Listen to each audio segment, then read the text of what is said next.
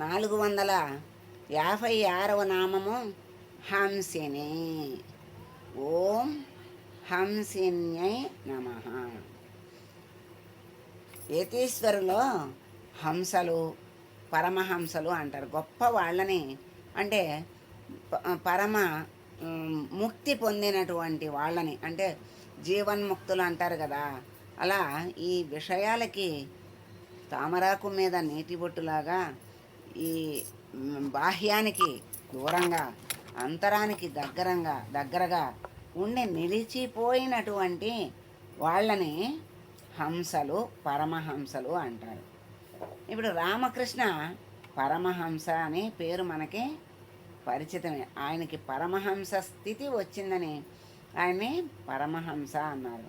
హంస ఏం చేస్తుందంటే నీటిని పాలని వేరు చేస్తుంది, పాలని స్వీకరిస్తుంది, నీటిని వదిలేస్తుంది.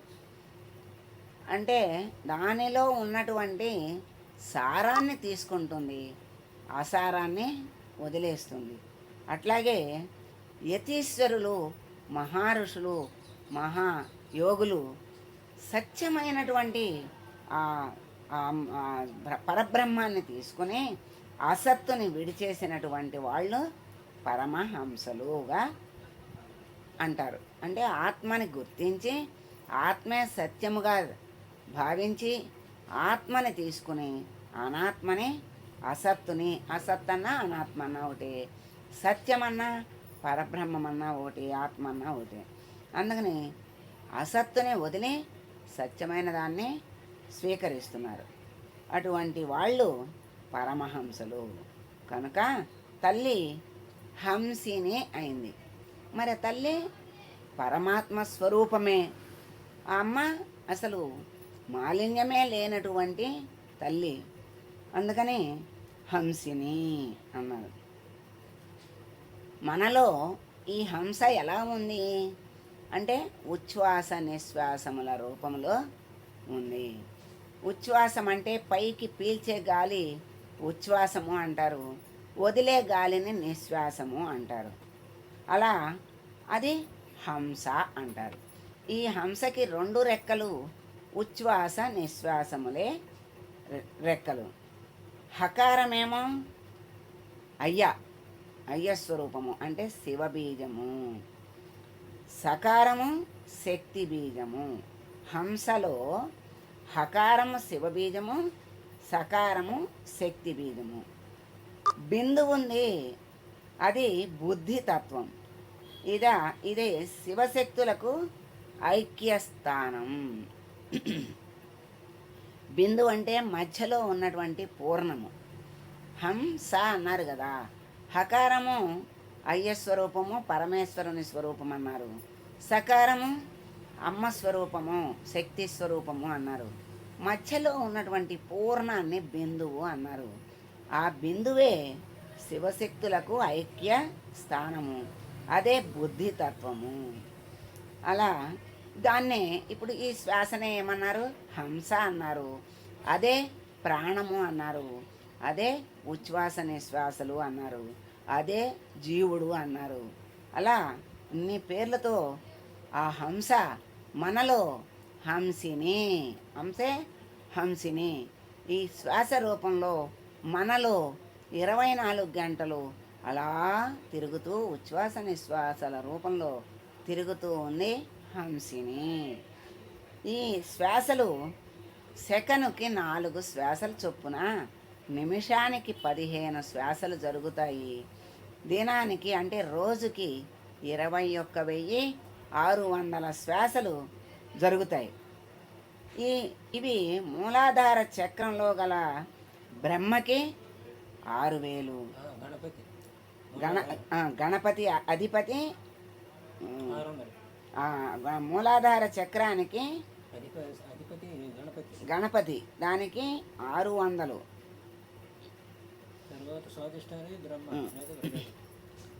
అయితే మళ్ళీ నేను అన్నీ చూసి చెప్తా. విశుద్ధ ఈ చక్రాలన్నిటికీ కూడా 24 గంటల్లో 21,600 శ్వాసలు అర్పణ జరుగుతూ ఉంటాయి.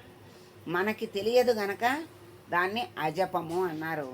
తెలిసి చేస్తే అదే జపము అవుతుంది. అలా సహస్రార చక్రంలో పరమాత్మకి 1000, మొత్తం 21,600 ఇది హంసలు కలిగిన తల్లి హంసిని. అట్లా ఈ హంసస్వరూపిణి, అజపమంత్ర స్వరూపిణి అమ్మ. ఆ హంస పరమాత్మ శరీరానికి ఆత్మ ఎలాగో ప్రపంచానికి సూర్యుడు హంస. అంటే నడుస్తాడు కదా, మనకి వెలుగుని ప్రసాదిస్తూ ఉంటాడు. ఇప్పుడు మనలో ఆత్మరూపంలో పరమాత్మ ఉన్నాడు. దానికి శరీరానికి ఆత్మ ఉంటేనే శరీరము నడుస్తుంది. శరీరం యొక్క జీవన ప్రమాణం అలా ప్రయాణం జరుగుతూ ఉంటుంది. అలాగే సూర్యుడు ప్రపంచానికి సూర్యుడు హంస లాంటి వాడు. ఒకటి ప్రకట గాయత్రి, 2 గుప్త గాయత్రి, 3 అజప గాయత్రి అని 3 గాయత్రులు మనకి తెలియజేశారు. ప్రాణశక్తి స్వరూపము సూర్యుడు. ఆ సూర్యుడే మనకి ప్రాణశక్తిని ఇస్తున్నాడు, వెలుగుని ఇస్తున్నాడు, జ్ఞానాన్ని ఇస్తున్నాడు. మనకి అన్నిటినీ తెలుసుకునేటువంటి జ్ఞానము సూర్యుని వల్ల, వెలుగు వల్ల తెలుస్తోంది. అలాగే సూర్యుడు వెలుగు అంటేనే జ్ఞానస్వరూపము. ఇక్కడ ప్రాణశక్తి స్వరూపము కూడా సూర్యుడే. శ్వాసకు శ్వాసనే హంస అంటారు కదా, ఈ హంసే హంసినిగా చెప్తున్నారు.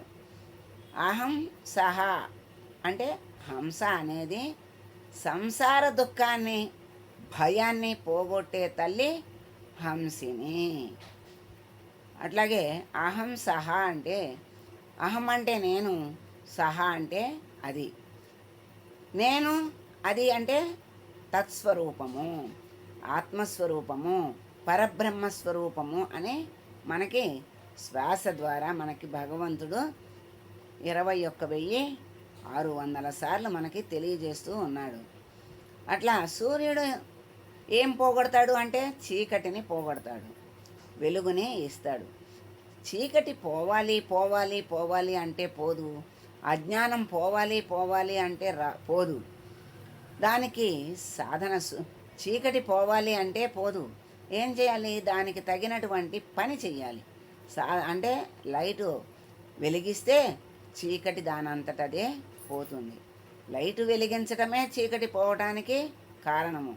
అంతేగాని పోవాలని ఎన్ని రోజులు అలా కూర్చున్నా చీకటి అనేది పోదు. అలాగే మనము జ్ఞానము రావాలి, అజ్ఞానం పోవాలి, అజ్ఞానం పోవాలి అంటే పోదు. సాధన ద్వారా మనము సాధ్యం చేసుకోవాలి జ్ఞానాన్ని. ప్రతి నామాన్ని, ప్రతి మాటని, ప్రతి పనిని మనము పరమార్థంగా, బాహ్యంగా, బాహ్య దృష్టితో చూసి ఇప్పటి వరకు బాహ్యంగా నిర్వర్తించుకుంటూ ఆ కర్మలు చేస్తూ కర్మ ఫలాలని అనుభవిస్తూ జన్మలకు కారణమైనటువంటి ఆ కర్మ వల్ల ఆ జన్మలు అనేక వేల జన్మలు ఎత్తి ఎత్తి ఎత్తి అలా జనన మరణ చక్రంలో పడి కొట్టుకుంటూ, ఎలాగంటే శ్లేష్మంలో పడిన ఈగ ఎలా బయటికి రాలేక చావలేక ఎలా కొట్టుకుంటుందో అలా కొట్టుకుంటూ ఉన్నాం మనం. ఈ అజ్ఞానం పోవాలి, జ్ఞానం రావాలి అంటే రాదు. దానికి తగినటువంటి దీపం వెలిగిస్తే వెలుగు ఎలా వచ్చిందో అలాగే సాధన చేసి అంతర్ముఖమయ్యి దృష్టిని మార్చుకున్నటువంటి వాడే ఆ పరమాత్మని చూడగలుగుతాడు. అంటే బాహ్య దృష్టిలో ఈ జగత్తంతా నామరూపాల జగత్తే కనపడుతుంది. ఈ నామరూపాలకి శాశ్వతత్వం లేదు, సత్యత్వం లేదు. అందుకని ఆ నామరూపాలను చూస్తూ ఆ నామరూపాల్లో ఉన్నటువంటి ఈ జగత్తు నిలవటానికి, ఈ జగత్తులో ఉన్నటువంటి జీవి నిలవటానికి, ఈ జగత్తంతా నిలవటానికి ఏముందంటే లోపల చైతన్యం ఉంది, పరమాత్మ ఆధారంగా ఉన్నాడు. అందుకనే ఆ లోపల అంతర్ముఖము అంటే ఎక్కడికో వెళ్ళక్కర్లేదు. అంతర్ముఖం అంటే ఏమిటి అని మనకి సంశయం వస్తుంది. ఆ ఇప్పుడు మనం ఎన్నోసార్లు తెలుసుకుంటున్నాం, ఆ చైతన్యం వల్లే శరీరం ఇలా పనులన్నీ చేస్తోంది. మనమేమనుకుంటున్నాం అజ్ఞానంలో, ఈ శరీరమే చేస్తోంది, ఈ శరీరం లేకపోతే అసలు జగత్తే నడవదు, ఇల్లే నడవదు, ఒళ్ళే నడవదు, ఎవరు దేనికి పనికిరారు, మన ఈ శరీరంతో మనమే చేస్తున్నామనే అజ్ఞానంలో ఉంటాము. కానీ క్షణంలో మరుక్షణంలో ఆ శ్వాస ఆగిపోతే ఎవరు చేస్తారు? ఈ శరీరం ఏం చేస్తుంది? ఏమీ చెయ్యలేదు. కాలం అలా తిరుగుతూనే ఉంటుంది. అలా అన్ని పనులు జరుగుతూనే ఉంటాయి. మనుషులు మార్పులు జరుగుతూ ఉంటాయి. అవన్నీ సహజము. అందుకని అలా మనకి ఈ జ్ఞానము కలిగి సత్యమైనటువంటి దాన్ని మనము పట్టుకోవటమే. లోపల ఉన్నటువంటి ఆ ఆత్మ చైతన్యము వల్లే జగత్తు నడుస్తోంది. ఆ చైతన్యమే ఈ జగత్తును నడుపుతోంది. ఆ చైతన్యమే జీవుణ్ణి నడిపిస్తోంది. ఆ ప్రతి వస్తువులో కూడా ఉన్నటువంటి ఉనికి ఆ చైతన్యం ఉంటేనే ఉనికి ఉంది, లేకపోతే లేదు. అందుకని సాధకుడు ఎప్పుడు కూడా ఆ లోపల ఉన్నటువంటి చైతన్యాన్ని దృష్టిలో పెట్టుకునేటువంటి జ్ఞానాన్ని విచారణ ద్వారా తెలుసుకుని ఆ తర్వాత ఆ దృష్టిని లోపల ఉన్నటువంటి చైతన్యం మీద పెట్టుకోవాలి. అప్పుడు ఆ సాధకుడు ముందుకి వెళ్తాడు. సాధకుడు ఎప్పుడు కూడా అబ్బా నేను చాలా సాధించాను, నేను ఇంత చేశాను, అంత చేశాను, నాకు ఎంత ఫలితం వచ్చింది అని ఎప్పుడూ అనుకోకూడదు. ఈ విషయంలో తృప్తి పడకూడదు. తృప్తి అంటే ఎప్పుడైతే తృప్తి ఉందో ఆగిపోతాడు. అలా తృప్తి అంటే ఆగిపోయే తృప్తి కాదు. ఎంతో తృప్తిగా ఆనందంగా ఇంకా ఆనందాన్ని పొందాలి, ఇంకా సాధన చెయ్యాలి, ఇంకా ముందుకు వెళ్ళాలి. ఆగిపోతే మళ్ళీ గమనం ఆగిపోతే లక్ష్యాన్ని చేరం కదా. లక్ష్యాన్ని చేరే వరకు గమనం సాగిస్తూనే ఉండాలి. అందుకని గమ్యం చేరేదాకా మనం గమనం చేస్తూనే ఉండాలి. అలా ఆ భావంతో అంతర్ముఖమైనటువంటి లోపల ఉన్నటువంటి ఆత్మ చైతన్య భావంతో మనము ఎప్పుడైతే వ్యవహారాలు, పనులు, కర్మలు అన్నీ చేస్తూ ఉంటామో అప్పుడు ఆ కర్మ ఫలాలు మనకి అంటవు. అప్పుడు నేను చేస్తున్నాననేటువంటి భావం పోతుంది గనక అప్పుడు పరమాత్మ యొక్క సత్తా చేతే జరుగుతోంది ఈ పనులన్నీ అనేటువంటి భావం అప్పుడు ఉన్నది గనక అందుకే నిష్కామ కర్మ చేయటానికి అవకాశం ఉంటుంది. ఎందుకంటే అప్పుడు పరమాత్మ తత్వాన్ని అర్థం చేసుకున్నటువంటి వాడు కోరిక తగ్గించుకుంటాడు. అలా కోరికలే మనకి అడ్డమవుతున్నాయి. అందుకనే ఆ సాధనకి కోరికలు అడ్డమవుతున్నాయి కనుక కోరికల్ని పక్కన పెట్టి కర్మని యథాతథంగా ధర్మబద్ధమైనటువంటి మన జీవన గమనాన్ని చక్కగా నిర్వర్తించాలి. అలా ఎప్పుడైతే ఏ సాధకుడైతే అలా గమనిస్తూ పరమాత్మ దృష్టితో జీవితాన్ని అలా సాగిస్తూ ఉంటాడో అటువంటి సాధకుడు ముక్తిని పొందుతాడు. ఎప్పుడు కూడా సాధకుడు తనకంటే ఎక్కువ సాధన చేసేటువంటి వాళ్ళని దృష్టిలో పెట్టుకోవాలి. పెట్టుకుంటే ఇంకా సాధన చెయ్యాలి అనేటువంటి భావము, కోరిక ఉంటుంది. అంటే ఇది కోరిక కాదా అంటే ఇది కోరిక. అంటే మోక్షేచ్ఛ అనేది కూడా కోరికే. మోక్షము రావాలి అనేటువంటి కోరిక ముందు ఉండాలి. కోరిక ఉంటేనే కదా దానికి తగినటువంటి సాధన మొదలెట్టడమైనా మరి జ్ఞానాన్ని సంపాదించుకోవడమైనా చేయాల్సింది. తర్వాత ఆ కోరిక అదే పోతుంది, పొందుతున్న కొద్దీ కోరిక అదే పోతుంది. అలాగే మనకి ఒక దోసకాయ మన దొడ్లో పండింది మనము తినాలి అనే కోరిక ఉంటుంది. ఉన్నప్పుడు ఏం చేస్తాడు? దానికి తగినటువంటి చర్య, కర్మ చేయాలి. ఆ గింజ తీయాలి, తెచ్చుకోవాలి. తర్వాత పాదు చేసి అక్కడ పెట్టి నీళ్లు పోసి దానికి సంరక్షణ చేస్తుంటే చక్కగా పెరిగి పెద్దదయ్యి పువ్వులు పూసి పిందేసి కాయేసి పండుకోండి అది రాలుతుంది. అప్పుడు ఆ పండుని అలా చేస్తూ ఉన్నప్పుడు ఇంకా నాకు దోసకాయ కావాలి రావాలి అని ఉండదు. అది చేస్తున్నప్పుడు ఆ దాని యొక్క ఫలితాన్ని చూస్తుంటాడు కదా, ఎదుగుదలని. అది ఆహా ఇది పెరుగుతోంది, నాకు ఇస్తుంది అనేటువంటి విశ్వాసంతో, నమ్మకంతో అలా చేసుకుంటూ దాని సంరక్షణ చేసుకుంటూ వెళ్తాడు. ఆ తర్వాత ఆ చేసినటువంటి కర్మకి ఫలం చేతిలోకి వస్తుంది. ఇంకా అప్పుడు కోరుకునేదేముంది? కోరుకోక్కర్లా. చేసిన కర్మకి ఫలం మనకి అందుతుంది గనక ఫలం కోసం ఆశించక్కర్లేదు. ఫలం కోసం ఆశించకుండా చక్కగా మనము కర్మ నిష్కామ కర్మని మనము ఆచరించడమే. అంటే కర్మ ఫలాన్ని ఆశించకుండా కర్మని ఆచరించడమే మనకి సాధనకి మార్గము. మొదటి మెట్టు అదే, చివరి మెట్టు కూడా అదే. ఎందుకంటే మరి మనకి జ్ఞానము కలిగి ఏంటి ఈ కర్మ ఫలాల వల్లే మనకి జన్మలు వస్తున్నాయి. వీటి నుండి తప్పించుకోవాలి అంటే కర్మ ఫలాలు పోవాలి. కర్మ ఫలాలు పోవాలి అంటే నిష్కామ కర్మ ఆచరిస్తే కానీ నీకు కర్మ ఫలాలు పోవు అని పరమాత్మ మనకి బోధ చేశాడు.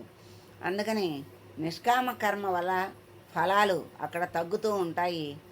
మరి అక్కడ ఉన్నటువంటి సంచితము ఈ జ్ఞానమనే అగ్ని చేత ఆ సంచితం అంతా కూడా దగ్ధమైపోతుంది. అప్పుడు అక్కడ సంచితం ఉండదు. ఇప్పుడు ఫలం కోరకుండా చేస్తున్నాం గనక ఆగామి ఉండదు. ఇప్పుడు మనం అనుభవించేది ప్రారబ్ధము. ఈ జన్మకి సరిపడా ఇచ్చినటువంటి ఆ ప్రారబ్ధాన్ని అనుభవిస్తూ ఈ యథాతథంగా ఏం పనులు చేయాలో అలా ధర్మబద్ధమైనటువంటి కర్మల్ని నిష్కామంగా చేసుకుంటూ ఈ చేసేటువంటి శక్తి పరమాత్మ యొక్క చైతన్యము అనేటువంటి దృష్టితో అలా జ్ఞానముతో నడుచుకుంటూ సాధన చేసుకుంటూ వెళ్ళినటువంటి సాధకుడు తప్పకుండా మోక్షమనే పదాన్ని సాధిస్తాడు. అలా ముందుకు వెళ్తూ ఉంటాడు. ఆ భావాల్ని, ఏ భావాల్ని? అహం భావాన్ని, అంటే అహం సహా, అంటే అదే ఆత్మ నేను అనేటువంటి భావాన్ని పెంచుకుని ఆ భావంతోనే సాధన చెయ్యాలి. ఆ భావం ఎప్పుడు వచ్చిందో అప్పుడే మనకి అమ్మ అనుగ్రహం కలిగినట్లే. ఎందుకంటే ఆ భావం రావడమే జ్ఞానము, ఆ జ్ఞానమే అమ్మ అనుగ్రహం. అందుకని చైతన్య భావం, ఈ చైతన్యం ఈ శరీరమే చేస్తోంది, ఈ శరీరమే నేను అనుకున్నంత వరకు అజ్ఞానము. ఈ శరీరములో చైతన్యం ఉంది, ఆ తల్లి చైతన్యము చేత ఈ శరీరంతో అన్నీ చేయిస్తోంది, చేసేది తల్లే అనేటువంటి భావం ఎప్పుడైతే నిలబడుతుందో అప్పుడు మెట్టు ఎక్కినట్టు, సాధన మెట్టు ఎక్కినట్టు, అమ్మ అనుగ్రహం కలిగినట్టు, అమ్మ చెయ్యి అందించినట్టే. అందుకని తాదాత్మ భావం ఎవరికి ఉంటుందో ఆ సాధకుడికి సంసార భయం పోతుంది. ఆ సంసార భయాన్ని పోగొట్టే తల్లే హంసిని. ఇది హంసిని. ఈ హంస గమనం ఆగదు. ఆ హంస అలా తిరుగుతూనే ఉంటుంది. ఈ హంస ఇలా సత్యాన్ని స్వీకరించడము, ఆ సత్యాన్ని వదలటము చేస్తుంది. హంస పాలను తీసుకుంటుంది, నీళ్ళని వదిలేస్తుంది. అంటే ఇక్కడ మనలోని హంస, శ్వాస ద్వారా ఉన్నటువంటి ఆ హంస ఏం చెప్తోందంటే సత్యత్వాన్ని మనకి బోధిస్తోంది. అందుకని అది నేను, ఆత్మ నేను, ఆత్మ నేను అని మనకి చెప్తోంది కనుక ఆ సత్యత్వ భావనని మనం తీసుకున్నట్లయితే అసత్యత్వ భావం వదిలిపోయినట్లే. అదే ఆ భావం పెరిగి పెరిగి పెరిగి హంస అవుతాడు, పరమహంస కూడా అవుతాడు. అలా తత్పదార్థం ఈ రెండు ఆ తాదాత్మ్యం, అంటే ఆ పరమాత్మ భావంతో ఇక్కడ మనోభావం కూడా తాదాత్మ్యం అయిపోతుంది. అప్పుడు బంధాలకి దూరం అయిపోతాడు. అది సత్యం. ఎందుకంటే ఈ బంధాలకి దూరం అయినప్పుడు బాధలకి దూరం అవుతాడు, సత్యానికి దగ్గరైనప్పుడు ఆనందానికి దగ్గరవుతాడు. అలా అహమిత్యేవ విభావయే భవాని. అహం ఇచ్చేవ అంటే నేను, ఇదే పరమాత్మ స్వరూపము అని మనము ఎప్పుడైతే భావన కలుగుతుందో అప్పుడే ఈ శ్రీమాత అనటానికి అర్హత వస్తుందంట. అంత అర్హతని మనకి తెలియజేశారనమాట. ఇంత అర్హతని మీరు సంపాదించుకోవాలి, అప్పుడే శ్రీమాత అంటానికి అర్హత వస్తుంది. అంటే ఇది స్తోత్రంలో ఉన్నటువంటి భావం, ఆ ధ్యాన శ్లోకంలోది. ఈ ధ్యానములో ఉన్నటువంటి అర్థాన్ని పరమార్థాన్ని సంతరించుకుంటే శ్రీమాతలోకి వెళ్ళటం నీకు అర్హత వస్తుంది అని చెప్తున్నారు. ఆ శ్రీమాత అంటానికి అంత అర్హత సంపాదించుకోవాలి అని మనకి తెలియజేస్తున్నారు. మరి ఆ శ్రీమాత అనే నామం యొక్క అర్థానికి మనకి అర్హత సంపాదించుకోవాలి, ఆ అర్థాన్ని తెలుసుకోవాలి. ఈ సహస్రనామాల్లోని అర్థాన్ని మనము తెలుసుకునేటువంటి అర్హత వచ్చింది కనుకనే అమ్మ మనకి ఈ నామాల్ని మనకి అర్థాన్ని తెలియజేస్తోంది అని మనము ఇప్పుడు భావించుకుందాం. అమ్మకి నమస్కారం చేద్దాం.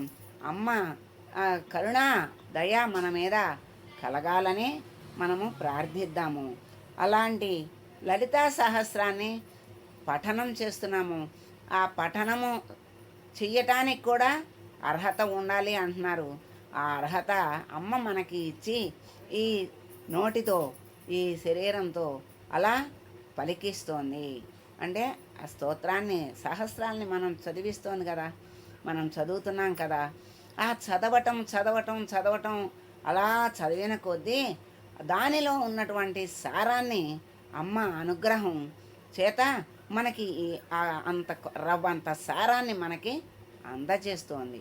అంటే మనకి చేసినటువంటి ఆ స్తోత్ర ఫలమే ఈ సార ఫలం మనకి అందిస్తోంది అని మనము అర్థం చేసుకోవాలి. అలాగే మరి మనకి ఇంత శ్రీమాత అంటానికే అర్హత లేదు అని చెప్తున్నారు ఇక్కడ. అలా శ్రీమాత అంటానికి అర్హత ఇచ్చింది, సహస్రనామాన్ని చదవటానికి అర్హత ఇచ్చి మనతో చదివిస్తోంది. ఆ నామాలు చదివించి ఆ ఫలం వల్ల ఈ సహస్రనామాలు మీరు ఎన్ని రోజులు చదివినా మీకు సరైన అవగాహన రాదు. అలా ఆ నామాల అర్థాన్ని ఇలా తెలుసుకొని అలా మనసులో నింపుకోండి. అలా ఇంకా నా దగ్గర అవ్వండి అని అమ్మ మనకి దయ, కరుణ, అనుగ్రహం చూపించి మనకి అణువంత అర్థాన్ని మనకి తెలియజేస్తోంది. అమ్మ అనుగ్రహం ఎంత ఉందో మన మీద మనకి ఇప్పుడు అర్థమవుతోంది. అలా అమ్మ అనుగ్రహం మన మీద ఉండబట్టే మనం ఈ మాత్రం అర్థం అమ్మ మనకి తెలియచేస్తోంది. అలా ఈ తాదాత్మ్య భావం ఉంటేనే భావనాగమ్య అని మనం తెలుసుకున్నాం. ఆ భావం అంటే ఆత్మ పరమాత్మ చైతన్యమే, అమ్మ చైతన్యమే నేను అనేటువంటి భావనలో గమ్య. ఆ భావన గమ్య అమ్మ అని మనకి తెలియజేశారు. అలా నిన్ను నువ్వు మర్చిపోవటం అంటే ఏ ధ్యాసలో ఉన్నావో అదే నిండి ఉండటం. అంటే మనం ఆత్మ పరమాత్మ ధ్యాసలో, అమ్మ ధ్యాసలో ఉంటే నిన్ను నువ్వు మర్చిపోవటం అంటే ఇప్పటిదాకా నేను అంటే దేహముగా ఉన్నాం కదా, ఆ దేహాన్ని మరిచినటువంటి స్థితి, ఆ అమ్మని మదిలో నిలుపుకున్నటువంటి స్థితి రావటమే అది ధ్యానము. అలా అమ్మని ధ్యానిస్తూ పూజిస్తూ తలుస్తూ తాదాత్మ్యం పొందాలి. అమ్మ అపార కరుణ మనకి కలగాలి. కలగాలి అంటే అలా చెయ్యాలి, చేస్తే కరుణ కలుగుతుంది. అంటే ఎలా మరి అంటే అమ్మ ఇలా మనకి ఒక్కొక్క మెట్టు ఎలా ఎక్కిస్తోందో అలాగే ఈ అర్థం తెలుసుకోగా మనసు అమ్మ మీద నిలుస్తుంది, అమ్మనే తలుస్తుంది. అణువణువున అమ్మని చూసేటువంటి శక్తిని మనకి అమ్మే ఇస్తుంది. అలా ప్రతి దానిలో ఉన్నటువంటి చైతన్యాన్ని, కాంతిని, తుష్టిని, పుష్టిని, ధృతిని అన్నింటినీ ఎవరిలో ఏ చైతన్యం ఉన్నా, ఏ కళ ఉన్నా, ఏ విశేషమైనటువంటి ప్రజ్ఞ ఉన్నా అదంతా అమ్మ స్వరూపంగా చూడగలిగేటువంటి శక్తిని మనకి ఈ నామాల అర్థం ద్వారా మనకి తెలియచేస్తోంది అమ్మ. అలా తాదాత్మ్యం కలిగితే చాలు మనకి జన్మ ధన్యము. హంస అంటే సంచరించేది. హంస అంటే శ్వాస. శ్వాస ఆగిపోయిందంటే ఈ దేహం దేనికి పనికిరాదు. అందుకని హంసిని. హంసిని అంటే హంస, సంచరించేది శ్వాస. శ్వాస గమనంలో అమ్మ మనలోనే తిరుగుతూ ఉంది. అమ్మ ఎన్ని రూపాల్లో మనలో ఉందో ఇప్పుడు మనం ఎక్కడో ఉంది. అమ్మ మనకెక్కడ కనపడుతుంది, మనకెక్కడ అర్థమవుతుంది, మనం ఎలా చూడగలము, మనం ఎలా ధ్యానించగలము అని మనలో ప్రశ్నలు ఎన్నో ఉదయిస్తూ ఉంటాయి. మనం సంశయాల్లో పడిపోతూ ఉంటాము. ఆ సంశయాల్ని విడగొట్టడానికే అమ్మ ఈ నామాల రూపంలో మనకి జ్ఞానాన్ని ప్రసాదిస్తోంది. అమ్మ స్థితిని తెలియజేస్తోంది. అంటే మనలో ఉన్నటువంటి తుష్టి అమ్మే, మనలో ఉన్నటువంటి పుష్టి అమ్మే, ధృతి అమ్మే, కాంతి అమ్మే, శాంతి అమ్మే. మరి అలా అన్నీ నేనే. శ్వాస నేనే అని చెప్తోంది. అంటే శ్వాస రూపంలో అమ్మే ఉంది. మరి ఇంకా లేనిది ఎక్కడా అమ్మ? అందుకని ఇప్పుడు ఇవన్నీ మనకు తెలిసినప్పుడు అన్నింటిలోనూ అమ్మని చూడగలిగితే అమ్మని ఎక్కడ చూడము? ఇంకా చూడకుండా ఉండగలమా? అన్నింటిలో ఉన్నటువంటి చైతన్యాన్ని చూస్తూ అంతర్ముఖమయ్యి ఆ లోపల ఉన్నటువంటి ఆ చైతన్యాన్ని, ఆ శక్తిని, ఆ చిచ్చక్తిని, ఆ వెలుగుని మనము ఎప్పుడైతే చూసామో అదే మనకి అదే ఛాసలో మిగిలిపోయి ఉన్నట్లు. అదే హంస స్థితి, అదే పరమహంస స్థితికి తీసుకెళ్తుంది. అలా శ్వాస రూపంలో తిరిగేటువంటి తల్లిని ఎప్పుడు మనము ధ్యాన స్థితిలో మనం అమ్మని శ్వాసని తెలుసుకోగలుగుతాం. మామూలు స్థితిలో శ్వాస ఉన్నదనే గమనం కూడా మనకి తెలియదు. మనకి సాధన ద్వారా మనము పనులు చేసుకుంటున్నా కూడా ఆ శ్వాసని గమనించడము, శ్వాస చెప్పేటువంటి ఆ అంతరార్థాన్ని మనము గమనించడము కూడా తెలుస్తూ ఉంటుంది. అలా ధ్యాస మనము అమ్మ మీద పెట్టిన కొద్దీ అమ్మే ఆ శక్తుల్ని మనకి ప్రసాదించి అమ్మే చక్కగా మనల్ని జ్ఞాన మార్గంలో నడిపిస్తుంది. అమ్మ మనకి ఆ శక్తిని, పరమహంస అయ్యేటువంటి శక్తిని మనకి అమ్మ అందిస్తుంది. అలా సరస్వతి రూపంలో అమ్మ ఉంది. సరస్వతి అంటే వాక్కు. ఊపిరి ఆడకపోతే వాక్కు లేదు, శరీరము లేదు. ఉచ్ఛ్వాస నిశ్వాసాలు రెండు రెక్కలైతే ఆ రెండు రెక్కలతో తిరిగే ప్రాణశక్తే హంస. అదే సరస్వతి, శబ్దస్వరూపము అయిన సరస్వతి. హంస అంటే వివేకం, జ్ఞానస్వరూపం. హంస పాలనే నీళ్ళని ఎలా వేరు చేస్తుందో వివేకం అనే జ్ఞానము చేత సత్తుని అసత్తుని విడదీయాలి. అదే హంస స్వరూపుడు అవుతాడు. ఎప్పుడైతే విడదీసి ఆ సత్తుని ఎప్పుడైతే స్వీకరిస్తాడో వాడు హంస స్వరూపుడు అవుతాడు. అలా మనకి అసత్తు సత్తు కలిసిపోయి ఉంటాయి. జడము చైతన్యము అన్నీ కలిసి ఉంటాయి. వాటన్నిటినీ వేరు చేసి చూడటమే వివేకము, జ్ఞానము, విచారణ అంటారు. ఆ వివేకం మీద విజ్ఞానం వస్తుంది. ఆ విజ్ఞానమే ఆ జ్ఞానస్వరూపిణి అయినటువంటి సరస్వతే వాక్కు. ఆ సరస్వతినే హంస. ఆ హంస మీద సరస్వతి ఉంటుంది అని చెప్తారు కదా. ఆ హంస రెక్కలే ఉచ్ఛ్వాస నిశ్వాసాలు. ఆ మధ్యలో ఉన్నటువంటి ఆ పూర్ణత్వమే ఆ సంధి. ఈ శివశక్తిక రూపిణి అన్నారు కదా, అదే వాక్ స్వరూపము. ఊపిరి ఆడకపోతే వాక్కు లేదు. ఆ వాక్కే సరస్వతిగా మనకి తెలియజేస్తున్నారు. ఆ హంసిని రూపంలో ఉన్నటువంటి ఆ మాత మనలో ఎప్పుడూ సంచరిస్తూ ఉంది. ఆ సంచార గమనాన్ని తెలియజేసేటువంటి శక్తిని మనకిచ్చి ఆ గమనార్థాన్ని ఆ అమ్మ చెప్పేటువంటి ఆ శ్వాసలో ఉన్నటువంటి అంతరార్థాన్ని ఆ అమ్మని పట్టుకోగలిగేటువంటి జ్ఞానాన్ని, శక్తిని మనకి హంసిని మాత ఇవ్వాలని కోరుకుంటూ హంసిని మాతకి మంగళం పాడదాం. సర్వమంగళ మాంగళ్యే శివే సర్వార్థసాధకే శరణ్యే త్రయంబకే దేవి నారాయణి నమోస్తుతే.